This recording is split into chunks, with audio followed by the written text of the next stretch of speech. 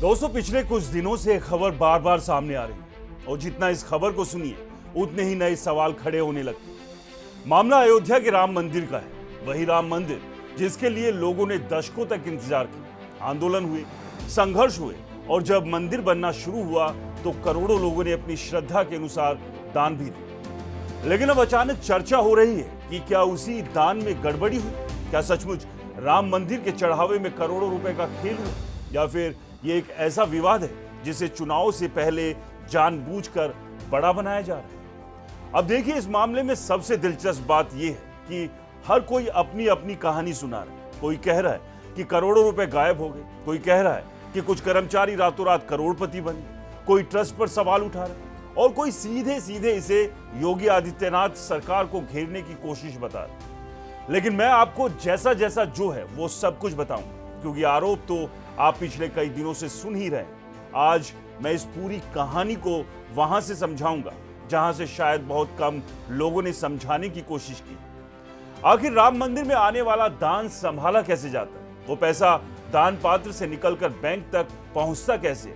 बीच में कौन कौन लोग होते हैं? पहली बार शक किसे हुआ था?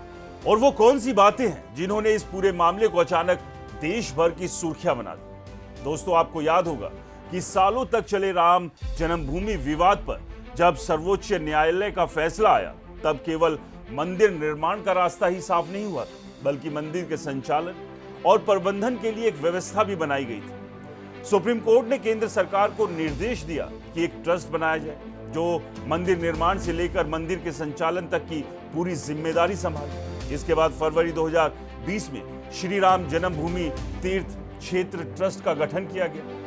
ये वही ट्रस्ट है जो मंदिर निर्माण, मंदिर की व्यवस्थाएं, श्रद्धालुओं के लिए सुविधाएं और मंदिर में आने वाले दान की देखरेख करता है। यानी अगर कोई श्रद्धालु रामलला के चरणों में 1 रुपए भी चढ़ाता है तो उस धन की अंतिम जिम्मेदारी इसी ट्रस्ट पर आती है। ये सभी जानते हैं कि प्राण प्रतिष्ठा के बाद से करोड़ों लोग अयोध्या पहुंच चुके हैं। हर दिन हजारों नहीं बल्कि लाखों श्रद्धालु दर्शन के लिए पहुंचते हैं। कोई 100 रुपए चढ़ाता है, कोई 1000, कोई लाख और कई लोग सोना, चांदी, आभूषण और अन्य मूल्यवान वस्तुएं भी दान करते हैं। यानी कुल मिलाकर देखा जाए तो हर दिन करोड़ों रुपए मूल्य का दान राम मंदिर तक पहुंचता है। अब सवाल यह है कि आखिर इतना बड़ा धन संभाला कैसे जाता है? क्या कोई व्यक्ति बैठकर गिनता है? कोई मशीन है? क्या पूरा सिस्टम डिजिटल है? दोस्तों, मंदिर में आने वाला दान 2 तरीकों से आता है। पहला ऑनलाइन और दूसरा ऑफलाइन। ऑनलाइन दान अपेक्षाकृत आसान है। श्रद्धालु वेबसाइट या दूसरे माध्यमों से सीधे दान करता है, पैसा सीधे बैंक खाते में पहुंच जाता है, रिकॉर्ड भी मौजूद रहता है। लेकिन असली चुनौती उस दान की होती है जो श्रद्धालु मंदिर परिसर में लगे दान पात्रों में डालते हैं। हर दिन हजारों लोग नगद धनराशि दान पात्र में डालते हैं। अब इन दान पात्रों को समय समय पर खोला जाता है और फिर शुरू होती है नोटों की गिनती। सुनने में ये काम जितना साधारण लगता है, वास्तव में उतना है नहीं, क्योंकि यहाँ बात हजारों या लाखों की नहीं, करोड़ों रुपए की होती है। जानकारी के अनुसार मंदिर परिसर में मौजूद दान पात्रों से निकाले गए धन को एक विशेष कमरे में ले जाया जाता है। ये एक नियंत्रित और निगरानी वाला क्षेत्र होता है। यहाँ कैमरे लगे होते हैं, कर्मचारी मौजूद रहते हैं और पूरी प्रक्रिया रिकॉर्ड की जाती है। लेकिन अब जो आरोप लगाए जा रहे हैं उनका केंद्र यही कमरा है। दावा किया जा रहा है कि दान की गिनती और बंडल तैयार करने की प्रक्रिया में सालों से एक ऐसा खेल चल रहा था। बताया जाता है कि दान पात्रों से निकाले गए नोटों को पहले कर्मचारियों की एक टीम के पास भेजा जाता। उनका काम नोटों को अलग अलग करना, गिनना और उनकी गड्डियां तैयार करना होता है। इसके बाद दूसरी टीम उन गड्डियों की जांच करती है, फिर बैंक कर्मचारी की भूमिका आती है और अंत में धन बैंक में जमा कराया जाता है। कागज पर देखने में ये व्यवस्था काफी मजबूत दिखाई देती है। कई स्तर की निगरानी, कई स्तर की जांच और अलग अलग लोगों की जिम्मेदारी। लेकिन अक्सर बड़े विवाद वहीं पैदा होते हैं जहां व्यवस्था मजबूत दिखाई देती है, क्योंकि अगर कोई गड़बड़ी होती भी है तो वो अकेले व्यक्ति के बस की बात नहीं होती। और यही बात अब इस पूरे विवाद में भी कही जा रही है। आरोप लगाने वालों का दावा है कि गिनती की प्रक्रिया में शामिल कुछ लोगों ने मिलीभगत करके सिस्टम का फायदा उठाया। हालांकि ये अभी जांच का विषय है, लेकिन कहानी में असली मोड़ तब आया जब कुछ कर्मचारियों की जीवन शैली लोगों की नजर में आने लगी। क्योंकि जहां एक तरह सामान्य कर्मचारी अपनी सीमित आय में जीवन बिता रहे थे, वहीं दूसरी तरफ कुछ ऐसे लोग दिखाई देने लगे जिनकी आर्थिक स्थिति अचानक बदलती नजर आई। यहीं से शक पैदा होना शुरू हुआ और यहीं से इस कहानी का दूसरा अध्याय शुरू होता है। कैसे कुछ कर्मचारियों के नाम चर्चा में आए, किसने सबसे पहले सवाल उठाए, किस पूर्व कर्मचारी ने अंदर की कहानी बाहर बताई। अब यहां तक सुनने के बाद शायद आप सोच रहे होंगे कि जब कैमरे लगे थे, बैंक के कर्मचारी मौजूद थे, ऑडिट की व्यवस्था थी, तो फिर आखिर गड़बड़ी हुई कैसे। असल में मंदिर में जो लोग नोट गिनने का काम कर रहे थे, उन्हीं में से कुछ लोगों को धीरे धीरे एक बात खटकने लगी। उन्हें समझ नहीं आ रहा था कि उनके साथ काम करने वाले कुछ लोग अचानक इतनी तेजी से पैसे वाले कैसे होते जा रहे हैं। अब अयोध्या में जमीन के दाम बढ़े हैं, कारोबार बढ़ा है, ये बात अलग है, लेकिन यहां मामला कुछ और ही दिखाई दे रहा था। क्योंकि जिन लोगों को कल तक मोटरसाइकिल पर देखा जाता था, वो आज फॉर्च्यूनर में घूम रहे थे। जो लोग कभी साधारण नौकरी करते दिखाई देते थे, उनके पास अब होटल, हॉस्टल, जमीन और दूसरी प्रॉपर्टीज की चर्चा होने लगी। और सबसे हैरानी की बात यह थी कि उनकी आधिकारिक तनख्वाह कोई लाखों में नहीं। यहीं से कानाफूसी शुरू हुई। पहले एक कर्मचारी ने दूसरे से पूछा, फिर दूसरे ने तीसरे से, और धीरे धीरे सवाल ट्रस्ट के भीतर भी पहुंचने लगे। लेकिन आरोप है कि उस समय इन सवालों को गंभीरता से नहीं लिया गया। मामला दबा रहा, चलता रहा और शायद चलता भी रहता अगर कुछ लोगों ने बाहर बोलना शुरू ना किया होता। इसी दौरान एक नाम सामने आता है, महिपाल सिंह। महिपाल सिंह राजस्थान के रहने वाले हैं और कभी मंदिर की लेखा व्यवस्था से जुड़े रहे थे। उन्होंने मीडिया के सामने आकर दावा किया कि जो बातें आज चर्चा में हैं, उनकी शुरुआत कई साल पहले हो चुकी है। उनका आरोप था कि दान की गिनती के दौरान ही खेल शुरू हो जाता था। उन्होंने कहा कि नोटों की गड्डियां तैयार करने की जो प्रक्रिया थी, उसी में हेरफेर की जाती थी। महिपाल सिंह के अनुसार मान लीजिए 10 गड्डियों का एक पैकेट तैयार होता था, लेकिन आरोप है कि कुछ मामलों में उसमें अतिरिक्त गड्डियां भी जोड़ दी जाती थी। कागजों में सब कुछ सामान्य दिखता था, लेकिन बाद में वही अतिरिक्त रकम कहीं और चली जाती थी। महिपाल सिंह का दावा है कि उन्होंने इस पर सवाल उठाने की कोशिश की, लेकिन इसके बाद उन्हें ही नौकरी से बाहर कर दिया गया।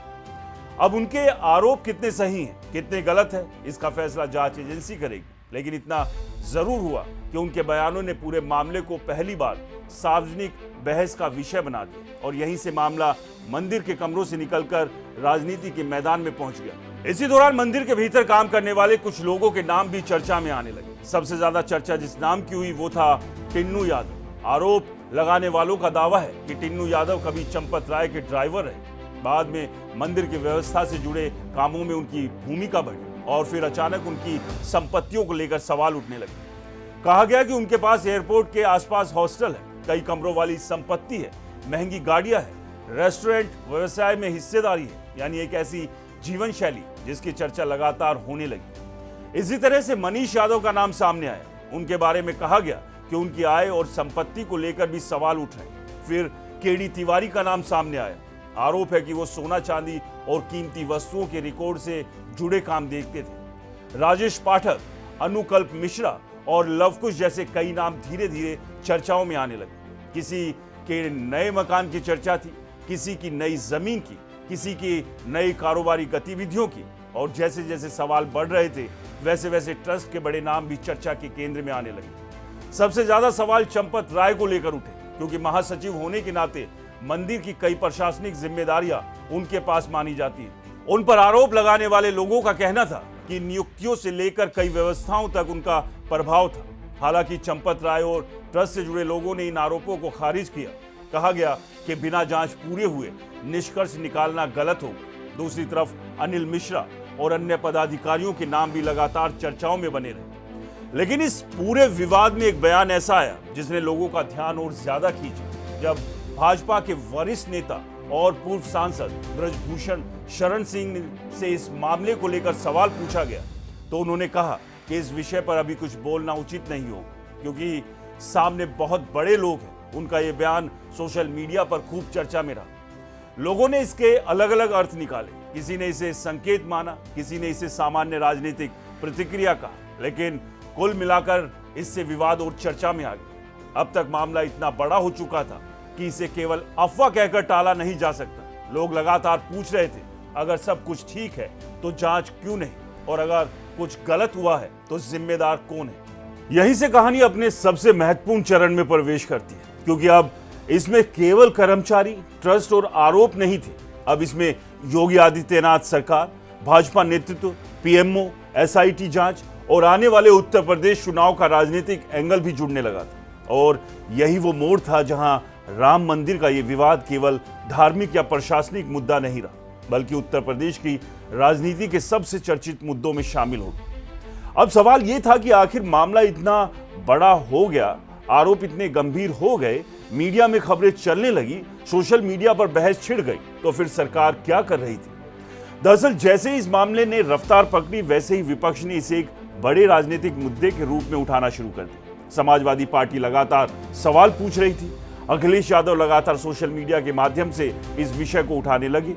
उनका कहना था कि अगर करोड़ों लोगों के दान से जुड़ा मामला है तो पूरी पारदर्शिता के साथ जांच होनी चाहिए। वहीं दूसरी तरफ भाजपा के सामने भी एक चुनौती खड़ी हो गई, क्योंकि ये कोई सामान्य राजनीतिक आरोप नहीं था, ये राम मंदिर से जुड़ा आरोप था। और राम मंदिर केवल एक धार्मिक स्थल नहीं, भाजपा की राजनीति और वैचारिक यात्रा का भी एक महत्वपूर्ण अध्याय रहा है।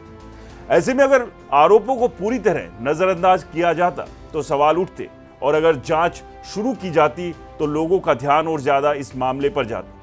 लेकिन धीरे धीरे हालात ऐसे बने कि जांच से बचना संभव नहीं रहा। इसी दौरान भाजपा के कुछ नेताओं ने भी इस मामले पर चिंता जाहिर करनी शुरू कर दी। अयोध्या से जुड़े भाजपा नेता डॉक्टर रजनीश सिंह ने प्रधानमंत्री कार्यालय तक अपनी बात पहुंचाई। उन्होंने कहा कि मामला करोड़ों लोगों की आस्था से जुड़ा है, इसलिए इसकी निष्पक्ष जांच होनी चाहिए। यह बयान इसलिए महत्वपूर्ण था क्योंकि सवाल केवल विपक्ष नहीं उठा रहा था, सवाल सत्ता पक्ष के भीतर से भी उठने लगे थे। यहीं से मामला और गंभीर हो गया। फिर खबरें आने लगी कि प्रधानमंत्री कार्यालय ने भी पूरे घटनाक्रम की जानकारी मांगी, क्योंकि अब मामला केवल कुछ कर्मचारियों तक सीमित दिखाई नहीं दे रहा था, बल्कि सीधे उस ट्रस्ट की विश्वसनीयता पर सवाल खड़े होने लगे थे जो देश के सबसे चर्चित मंदिर का संचालन करता है। इसी बीच एक और महत्वपूर्ण घटनाक्रम हुआ। नृपेंद्र मिश्र, जिन्हें प्रधानमंत्री नरेंद्र मोदी के सबसे भरोसेमंद अधिकारी में गिना जाता है, अयोध्या पहुंचे।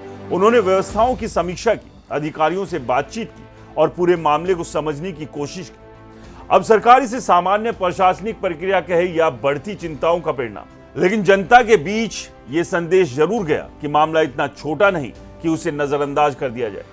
हालांकि इस समय दूसरा पक्ष भी उतनी ही मजबूती से सामने आया। उनका कहना था कि उत्तर प्रदेश चुनाव जैसे जैसे करीब आएंगे, वैसे वैसे राम मंदिर को लेकर विवाद खड़े किए जाएंगे, क्योंकि योगी आदित्यनाथ की पहचान आज केवल मुख्यमंत्री की नहीं, बल्कि राम मंदिर निर्माण से जुड़े सबसे बड़े राजनीतिक चेहरों में भी उनकी गिनती होती है। ऐसे में अगर राम मंदिर की व्यवस्था पर सवाल खड़े होते हैं तो राजनीतिक नुकसान सीधे योगी आदित्यनाथ की छवि को भी पहुंच सकता है। इसलिए कुछ लोग इस पूरे विवाद को राजनीतिक साजिश के नजरिए से भी देखने लगे। उनका सवाल था कि अगर ये सब सालों से चल रहा था तो अचानक चुनावी माहौल बनने से पहले ही सारे आरोप क्यों सामने लाए गए? आखिर अभी ही ये मामला इतना बड़ा क्यों बना? क्या ये महज संयोग है या इसके पीछे कोई बड़ी राजनीतिक रणनीति भी काम कर रही है? लेकिन दूसरी तरफ लोगों का एक बड़ा वर्ग कह रहा था कि चाहे आरोप विपक्ष लगाए, चाहे सत्ता पक्ष लगाए, अगर मामला करोड़ों श्रद्धालुओं की आस्था से जुड़ा है तो जांच जरूर होनी चाहिए। क्योंकि यह सवाल किसी पार्टी का नहीं, विश्वास का है, और विश्वास पर उठे सवालों का जवाब देना हर संस्था की जिम्मेदारी होती है। शायद यही कारण था कि आखिरकार उत्तर प्रदेश सरकार को कार्रवाई करनी पड़ी। मुख्यमंत्री योगी आदित्यनाथ की सरकार ने 3 सदस्यीय एसआईटी गठित कर दी। जांच की जिम्मेदारी वरिष्ठ अधिकारियों को सौंपी गई।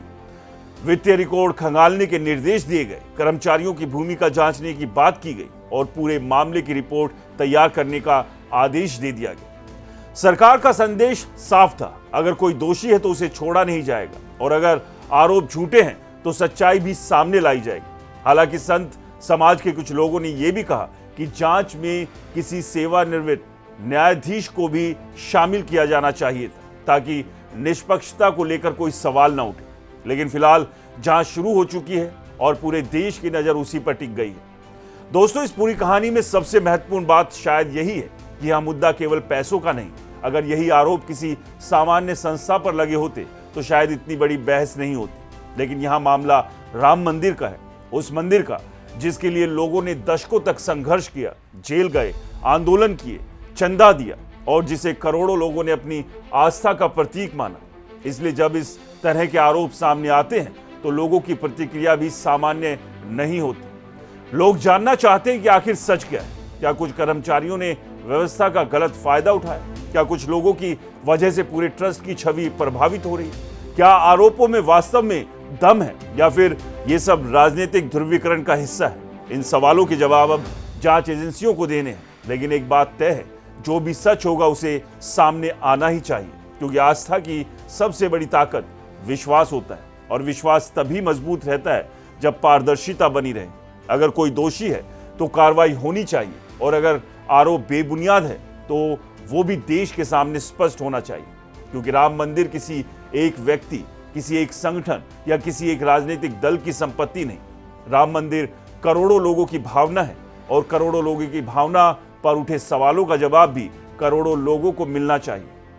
अब देखना यह होगा कि जांच कहां तक पहुंचती है, क्या निष्कर्ष सामने आते हैं और क्या ये विवाद आने वाले समय में केवल एक आरोप साबित होता है या फिर भारतीय राजनीति, धार्मिक संस्थाओं की पारदर्शिता और जनता के विश्वास पर एक बहुत बड़ी बहस को जन्म देता है। लेकिन जाते जाते आपसे एक सवाल जरूर है, अगर देश के आम नागरिक से लेकर बड़े उद्योगपति तक हर कोई टैक्स और ऑडिट के दायरे में आ सकता है, तो क्या देश के सबसे बड़े धार्मिक संस्थानों के लिए भी पूरी तरह पारदर्शी और सार्वजनिक ऑडिट व्यवस्था अनिवार्य होनी चाहिए? क्या मंदिरों, मठों, मस्जिदों, गुरुद्वारों और चर्चों में भी आने वाले दान का समय समय पर सार्वजनिक लेखा जोखा सामने आना चाहिए? और क्या ऐसी व्यवस्था बनाई जा सकती है जिससे भविष्य में किसी भी आस्था स्थल पर इस तरह के सवाल खड़े ही ना हो? आपकी क्या राय है? कमेंट बॉक्स में जरूर लिखिए। फिलहाल मुझे दीजिए इजाजत। नमस्कार।